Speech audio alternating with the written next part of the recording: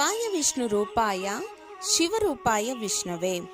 August 2024 కుంభరాశి యొక్క ఫలితాల గురించి ఇప్పుడు మనం తెలుసుకుందాం.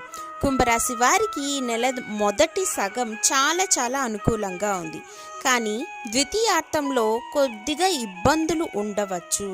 అందువల్ల మారుతున్న పరిస్థితులు మిమ్మల్ని ఏదో ఒక విధంగా నిరాశపరుస్తాయి. కాబట్టి దాని గురించి జాగ్రత్తగా ఉండండి. నెల రెండవ వారంలో స్థానికుల ఫలితాలైతే గోచరిస్తున్నాయి. ఆరోగ్య సమస్యల గురించి విచారిస్తారు, అంత భయపడాల్సిన అవసరమైతే లేదు. కెరీర్ పరంగా చూస్తే ఈ నెల చాలా అనుకూలంగా ఉంది. 10వ ఇంటికి అధిపతి అయిన కుజుడు 4వ ఇంట్లో ఉన్నందువలన బృహస్పతితో పాటు 10వ ఇంటిపై వీక్షణ వల్ల పనిలో ఒక ప్రదేశం నుంచి ఇంకో ప్రదేశానికి వెళ్ళే ఛాన్సెస్ కనిపిస్తున్నాయి.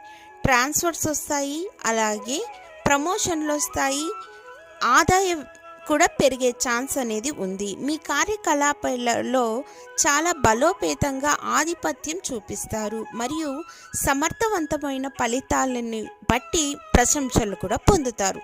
మీ పనిలో మీ ప్రయత్నాన్ని బట్టి ఉద్యోగంలో స్థానచలనం అనేది ఈ మాసం ఉండబోతోందనే చెప్పాలి. ముఖ్యంగా విద్యార్థుల విషయానికి వస్తే విద్యార్థులకు కూడా చాలా అనుకూలంగా ఉంది.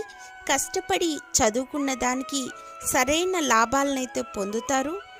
ఇంకా చెప్పాలంటే ఉద్యోగస్తులకి చాలా బాగుంది. వ్యాపారస్తులకు కూడా చాలా బాగుంది.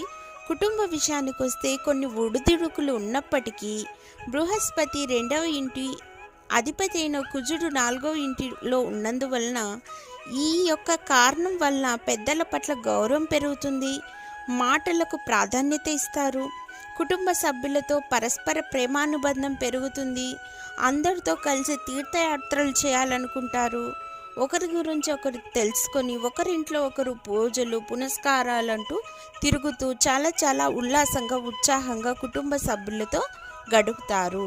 అంతేకాకుండా ఆదాయాన్ని కూడా వెచ్చిస్తారు. ఆర్థిక విషయానికి వస్తే ఆర్థిక పరిస్థితులు కూడా మితంగా ఉంటాయి.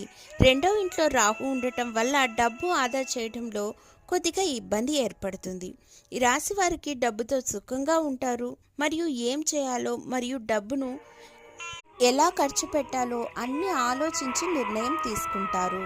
అలాగే ఈ మాసం మీకు భక్తి భావనలు పెరిగి రాహువు 2వ ఇంట్లో ఉన్నందువలన 8వ ఇంట్లో కేతు ఉండటం వల్ల ఆహారపు అలవాట్లపై కొద్దిగా మార్పు అనేది తీసుకొస్తారు. అదేవిధంగా ఈ మాసం అంతా మీకు బాగా కలిసి రావాలంటే శుక్రవారం నాడు అమ్మవారికి లేదా శ్రీ మహాలక్ష్మీదేవికి పూజలు, వ్రతాలు, అభిషేకాలు అమ్మవారికి కనుక చేయించుకున్నట్లయితే మీ జీవితంలో స్థిరమైన ఆస్తి అనేది రాబోతోందనే చెప్పాలి.